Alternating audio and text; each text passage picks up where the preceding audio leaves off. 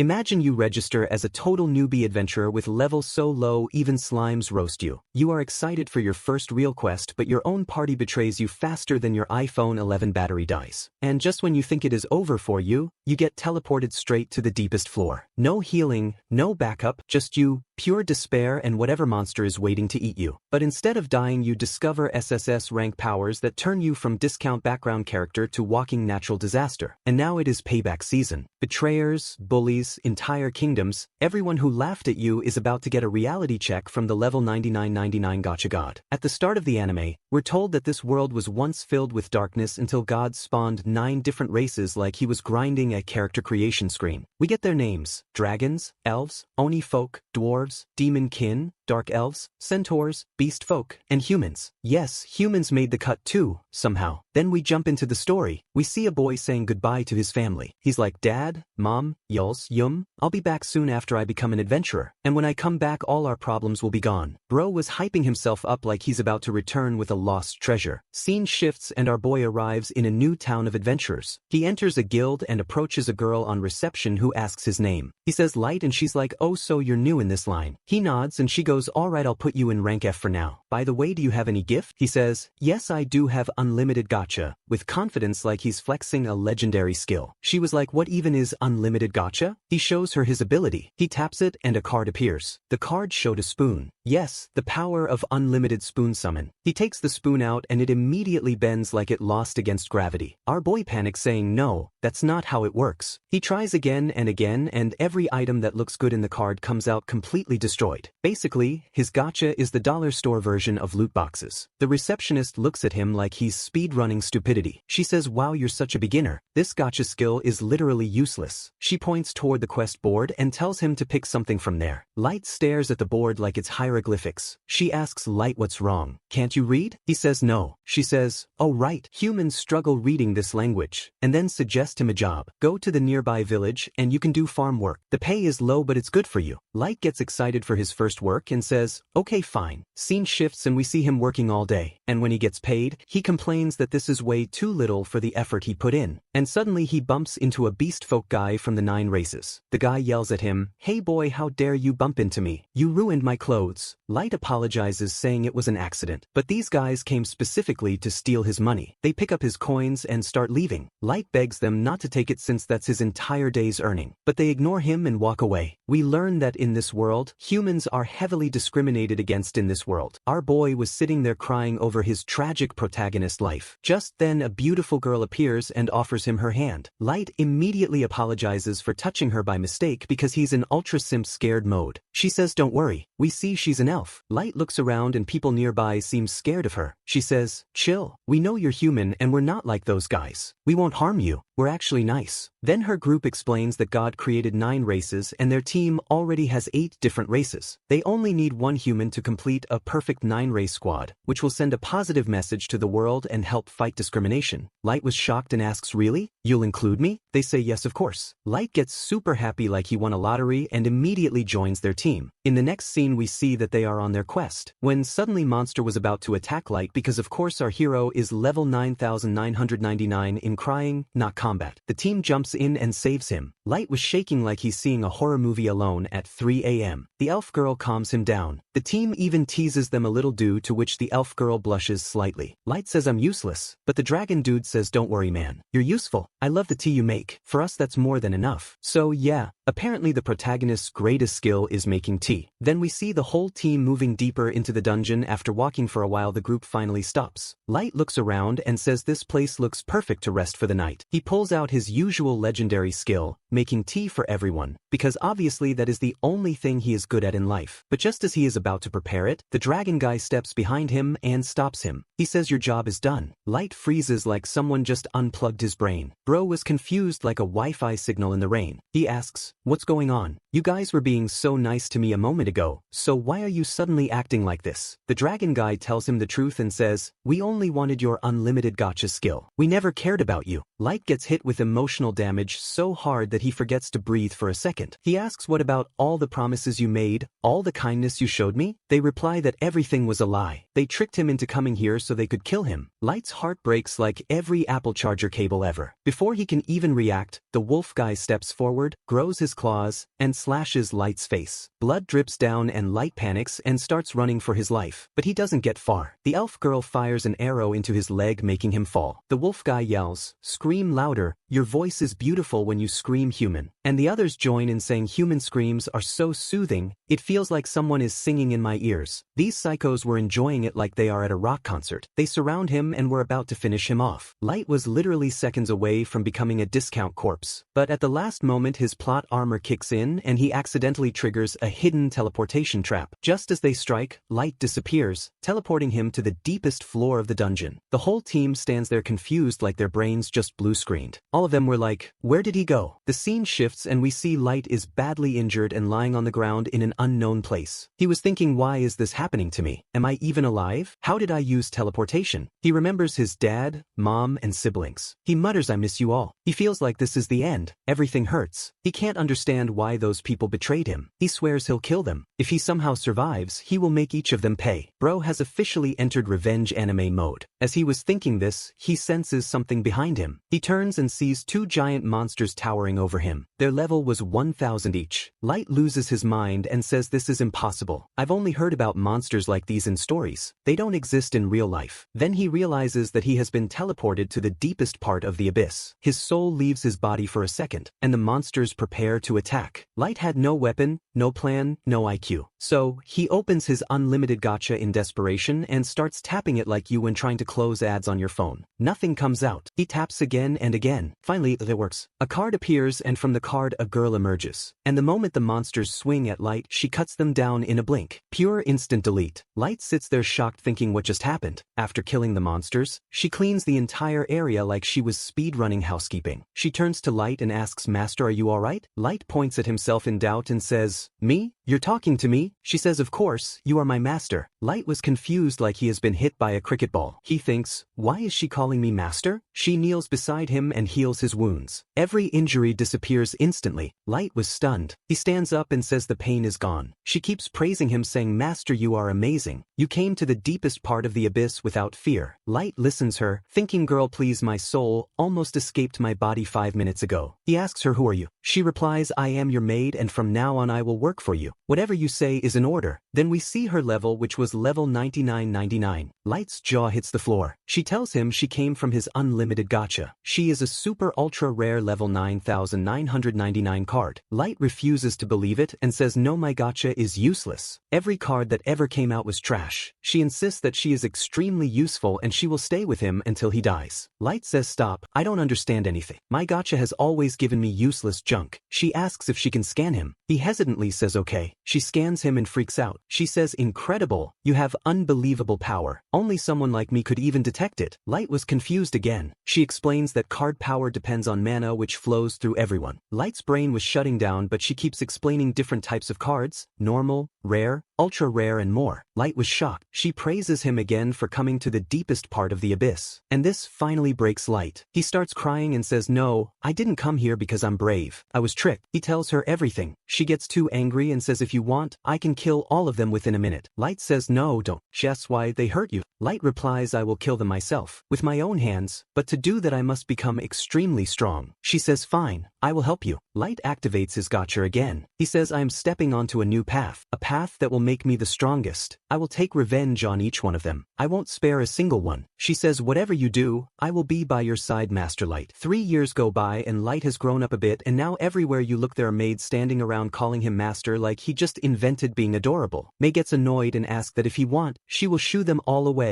and Light, smug as ever, says no, I do not mind their noise. He has 4 maids who were low-key jealous of May, because she used to always cling to Light like a Velcro patch and never left his side. In the next scene, we see Light walking around the kingdom he built, like a proud dad. He says that the population has grown a lot this past year, which is great. They continue chatting about work. He asks May about Aoki. How is she doing with her scouting duty? May answer that Aoki did a great job. She handled scouting perfectly and praised her a little. Then he asks about how Eli is doing. Again, she was doing well too, focusing on development tasks. Light says that is good, everyone is doing their jobs properly. Then Light asks what about Najuna, is she handling ground duties well? May say yes, Najuna is doing fine too. Then we see Najuna out scouting and acting all childlike, adorable but focused. Scene shifts and we are introduced to a guy named Jack who calls Light simply Light. One of the maids snaps at him saying you should call him Master Light, and Light waves it off saying no, Jack is like an elder brother to me so he can call me by my name. Next, we see Light and Jack sparring and training hard. Jack brags that if anyone else stood in his place, Light would break their ribs. Jack says he can literally harden his body like iron so your punches probably would not even faze him. Light takes the throws and keeps practicing like the overqualified potato he is. Meanwhile, the four maids catch Najuna and whisper to her that she is very good, then nudge her toward a task. They ask Najuna whether she has ever investigated Light's private room, and she replies, why would I? They remind her that it is her duty and push her to go inspect. Najuna goes and knocks on Light's door pretending to tidy up. Just as she enters the room, she finds May already there. She says she is fixing his room even though Light is not there. May insists that it's her duty and she will do it. Najuna then hands her a letter written by those four maids. May asks her to read it. Najuna reads aloud what four of them wrote, complaining that May always acts like she owns the place and never lets them clean Light's room. They blame her for being selfish and insist that everyone deserves a chance to clean the master's room. Hearing this, May gets angry and sends Najuna away. Then we see Light and Jack, who were finishing a brutal training session. They relax and chat. Jack tells Light that he has become very strong but warns him never to drop his guard. When Light goes up to the surface world, he will surely meet someone stronger, so never let your guard down. Light replies that he will remember that advice forever. Later, May calls the four maids together and snaps at them, alright, spill it. Who wrote that letter? The four of them all stammer no, we didn't write anything. But once May gives them the death glare, they cave and blurt out, yes, we wrote it. May asks why, what's your problem? They explain, trembling, that May is the head maid and always gets first dibs on cleaning Light-sama's room. They want a fair shot too. Classic workplace jealousy, but with more bows and fewer HR forms. May coolly assigns them a punishment task. She says fine, here's what you'll do, clean the entire hall, every corner, non-stop. The maids panic like someone told them they have to fold 1,000 bedsheets by sunrise. How will we do this? They cry. May shrugs and says I don't care, it's your job. Now go and finish it. Scene cuts to Najuna doing her thing again, and Eli walks up. Eli asks Najuna what she's doing. Najuna says she was just watching. Eli asks if Najuna finished her investigation. Najuna says yes, she did. Eli says good and mentions she herself completed her task and that she's planning to take Light-sama out for coffee tomorrow, just the two of them. Najuna immediately announces that that is unfair and that she also deserves time alone with Light. Classic maid catfight brewing. Eli rolls her eyes and mutters that Najuna is basically a child and leaves. Meanwhile, the four maids were plotting something. They sit together scheming about how to get back at May. Their gripe is that May has been with Light before anyone else, and who knows what the two of them did back then. We can literally see dramatic jealous imaginations and a chorus of I want her gone in their eyes. They repeat that line like a broken record and start spiraling into full-on envy mode. But May overhears everything. She walks straight up to them and says, you were talking about him. The maids realize they are busted. They scramble to change the subject, but May wasn't buying it. She asks them again what they were plotting. The maids' lies collapse and they start confessing and stuttering. May then ups the ante and says fine, since you're so keen on chores, you will now clean the throne room as well, and the whole place where we gather. You will clean everything. The maids stare at May like she's gone insane. They say, are you crazy? How are we supposed to clean that entire area? May says I don't know and I don't care. You're doing it because Master Light and I are going to the surface soon to complete the mission we've been preparing for over 3 years. The maids realize they have 0 options. Clean or die trying. Next day arrives and Light meets Eli, Najuna, and Ayako at the same time. Light treats Ayako especially kindly, which immediately sparks jealousy in the other two. Suddenly a monster appears. Light freezes with trauma flashbacks from 3 years ago. The 3 girls jump in shouting, how dare you appear before Master Light. Light calms them, saying relax, it won't hurt me. The monster literally sits like a puppy. Light pats it gently and says listen carefully. Our time has come. We're going to the surface. We must complete our mission. Scene shifts to the surface city, the city of wolves. We see Garu, one of the scumbags who tried to kill Light 3 years ago. The crowd was hyping him up like he's a celebrity boxer. They scream,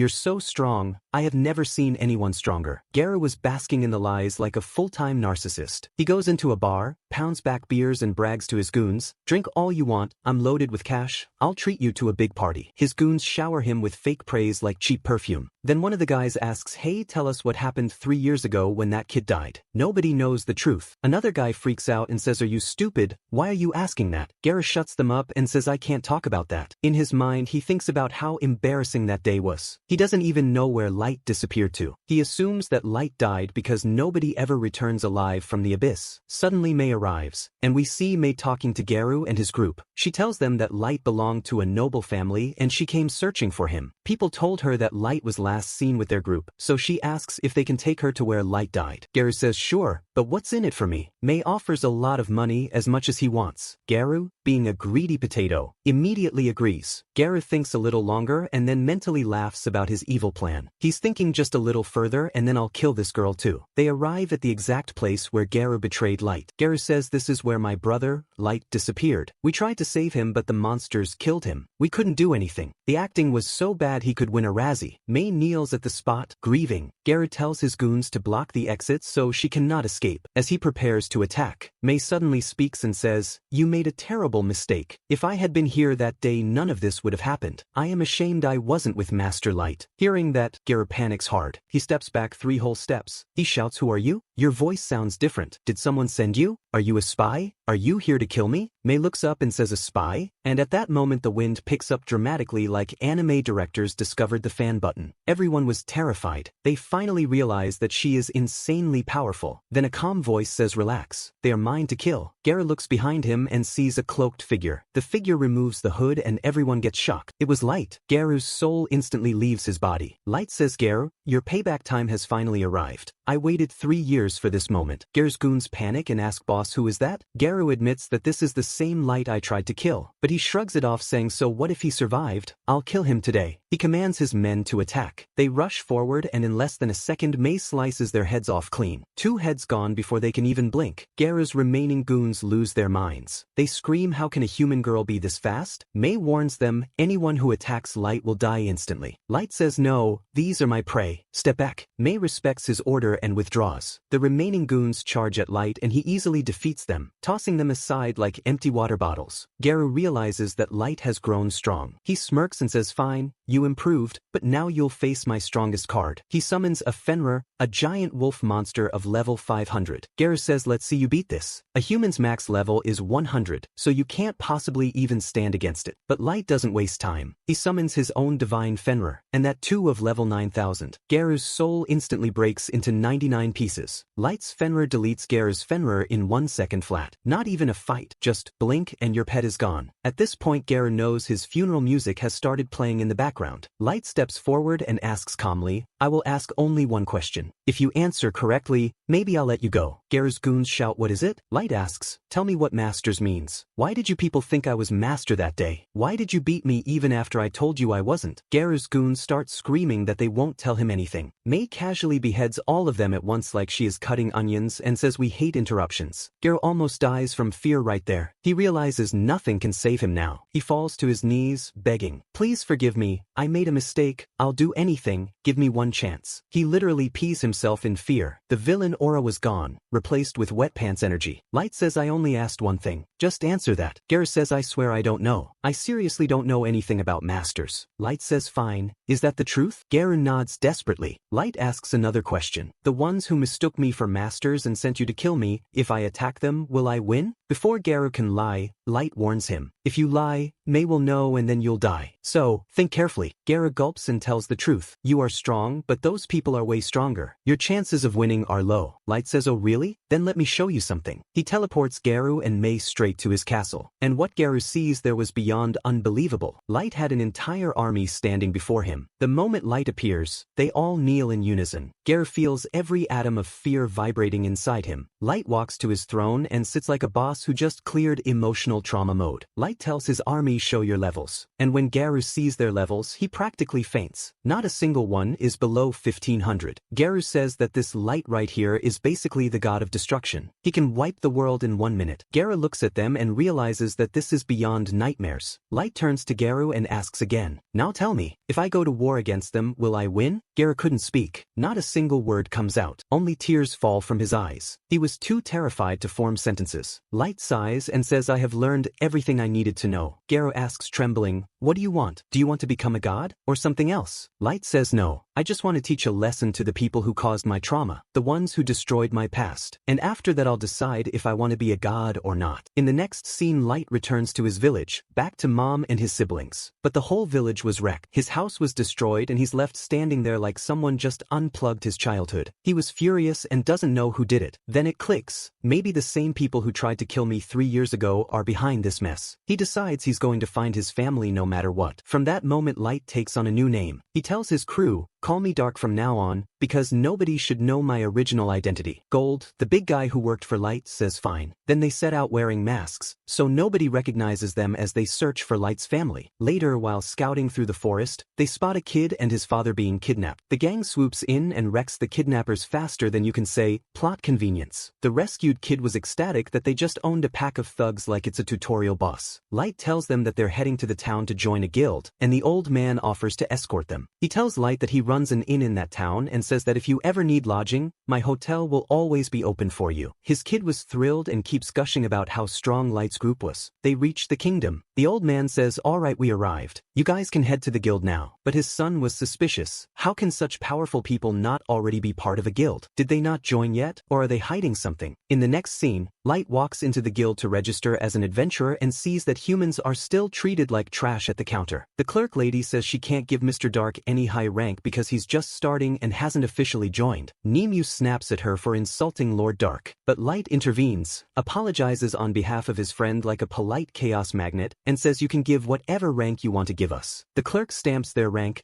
brutal. Nemu apologizes to Light profusely, literally sobbing and offering up her right to exist because of how embarrassed she was. Gold teases her, and she tells him to shut up. In the next scene we see the kid Light rescued. He runs up to his father excited, shouting, "Father, look who's here." And we see Light arriving at the inn. The group tell the innkeeper that we want the entire top floor of your hotel. He blinks but says fine, take it. Light asks for it to be locked for a month and that no one, not even the innkeeper or his maids, come upstairs. The owner thinks for a second and agrees. Light hands over a pile of money like it is pocket change and says if it is not enough, I will pay more. The innkeeper was like, "No, this is way too much, thanks." Sunset comes, and they move into their rooms. Light tells everyone to relax because for the next month no one will be bothering them. Nemu floats over and speaks like she has a soap opera script ready. She tells Light she knows why he came. He's here for revenge. She even offers that if he wants, she can take his revenge for him. Light snaps so hard that his temperature spikes. "How dare you offer to take my revenge," he says. "That is mine and mine alone." Nemu immediately backpedals. She gets up close, apologizes, and promises to never say anything like that again. Next scene, the crew heads to the dungeon. They were standing in queue to enter the dungeon, but just then two mysterious men arrive and cut the line. They stand in front of a group of kid adventurers and the kids were frozen, unable to speak. Light steps out and says calmly that you guys should be in line. You do not cut in front of others. The sword guy laughs and says, "Do you even know who you are talking to?" And he tries to draw his huge sword. But just then his buddy calms him down, explaining that drawing a blade in public could kill a lot of people. The big sword guy grumbles but backs off for now and warns that he will see Light later. People praise Light for stepping in and the kids thank him too. The crew then enters the dungeon. Inside, Light kills monsters casually, like he's sweeping crumbs. Then Light notices the kids from earlier fighting goblins and winning, which impresses him. He greets them like old acquaintances and they were thrilled to seeing Light. Suddenly, herd of wolves start stampeding from the woods. Everyone panicked and wanted to flee because they thought the wolves would attack them. But Light says no, they won't attack. Something far worse is coming. And sure enough, a massive beast appears from the forest. Meanwhile, the big sword guy was still pissed about his level. He grumbles that he needs a higher level. He was not made for such a low rank. His glasses-wearing buddy tells him he needs to train more. The big guy was proud of his level 1500 and says it must be maximized and he will not spare those kids. Meanwhile, back in the field we see that everyone froze when the massive ant showed up. The kids were terrified and said that it is impossible to defeat it. Ants of that species were wiped out years ago. How is it back? They suggest running and informing the guild that the ant has returned. Light yells, "Stop, we will deal with it ourselves." Nobody believes him, but as the ant attacks, Gold charges in and slashes at it with his sword. But his sword slashes don't even scratch it. Nemu snaps, "Are you actually useless or what? Move aside, I'll handle it." Light cuts in like a caffeine-fueled drama king and says, "No, my turn." He calls out, "Release," and then fires a volley of fire arrows so thick it looks like the sky started spamming. The ant dodges them and bounces the whole attack back, sending the group flying. The kids freak out and shout to their sister Mia, "Use your magic, help them." Mia was hyped seeing all the magic and goes, "Are you insane? Do you not see how strong Mr. Dark's magic is? I can't even match it. This is next level." Gold steps up and says, "Watch me. I'll teach you how to beat an opponent." But the ant slams him from behind. Gold blocks the blow and with that block alone the ant's entire leg shatters into pieces. Kids lose their minds seeing this. One block and the ant's limb was wrecked. He follows up and severs another leg with a second strike. Light grins and jokes, "Hey, don't hog all the fun. I want in too." He calls another fire arrow and this time controls the barrage with surgical precision. Mia loses it in awe and says, 30 arrows at once and he's controlling them? Impossible. But this is Light, so of course he can do that. The ant realizes that it's been outplayed and tries to run. But Light says not so fast and creates a ring of fire to trap it. Mia was straight up fangirling now, calling him amazing. Then Light says, "Nemu, your turn." Nemu leaps in and finishes the ant in one clean strike. Gold mutters, "Oops, you overdid it again. You smashed it so thoroughly we can't even collect all the stones in it." They rummage around and finally pull out one glowing stone. The rescued kids come over, thanking them. Mia's brother bows saying, "Thank you so much. You saved our lives. By the way, what's your class?" Light answer F. He's shocked and shouts, "F? That's even below me. How can people with that low rank be so strong?" Mia strolls forward, summons water, and says, "Here, wash your faces, you're filthy." Everyone rinses up and she declares, "All good now." Then the kids' crew offers Light, "If you want, you can stay with us. We have food and a tent. Also, my sister wants to talk to you more. She admires your magic." Seeing them so excited, Light agrees. In the next scene they all were camping and Mia thanked Light for saving them. Mia's brother reveals that their parents are dead, and now it's his turn to enroll Mia in a proper magic school because it's her dream to become a magician. Mia's friends tell her that don't forget, we're with you. Your dream is our dream too. Light watches and actually feels happy seeing how supportive her friends are. He says that's a good thing. They all eat together, laugh, talk, and basically spend the entire night doing a group podcast without cameras. By the next day, Light's fake name, Dark, has spread around the dungeon like a viral meme. People now know him, and Light says, "Perfect, that's exactly what I wanted, recognition." On the other side of the dungeon, the big sword guy was collecting monsters' corpses with his creepy glasses friend, and they were planning something dark. And now they wanted to experiment on humans. Scene shifts back to Light. A group stops him and says, "Hey, you're Dark, right?" Light was confused and they explain that everyone here knows him by that name. Nemu is instantly offended and scolds them for speaking casually to Lord Dark. They panic and explain, "No, you misunderstand. We're not disrespecting him. We're cheering him on. Someone is finally helping us humans rise. Usually everyone here treats us like garbage, but because Mr. Dark killed that ant, people are starting to believe humans can be strong." Light hears this and gets genuinely happy. That's the best reward for him so far. In the next scene, Light enters the dungeon again and meets the same kids. This time Mia has brought a gift for him. Light was staring at the gift awkwardly. Mia apologizes saying, "If you don't like it, I'll take it back." Light smiles and says, "No, I love it. I'll keep it." He gives her a bracelet in return. Mion blushes and says it is beautiful. Light looks pleased. He wishes them good luck and leaves. Light and his team head to a frozen region and he tells his group, "You guys handle things here. I'm heading back." He returns to his castle where his entire army was assembled. He asks them how preparations are going. May says that everything is running smoothly. Light assigns each of them their roles and tells them the time is coming. They all promise to complete their tasks with full dedication. Scene shifts again and the two men who earlier praised Light were chatting when one excuses himself to go to the toilet. He returns to a nightmare. All three of his teammates were dead, killed by none other than the big sword guy, who turns out to be an elf. The elf sneers, "You humans are trash. You don't deserve to live." The surviving guy was shocked. "When did you kill them? Why didn't I hear anything? How did this happen? Realizing he'll be next, he starts running. The elf and glasses guy chase him, injuring him badly. Just before he dies, glasses guy says don't kill him, let him live. He's useless anyway. They take him wounded and bleeding for their experiment.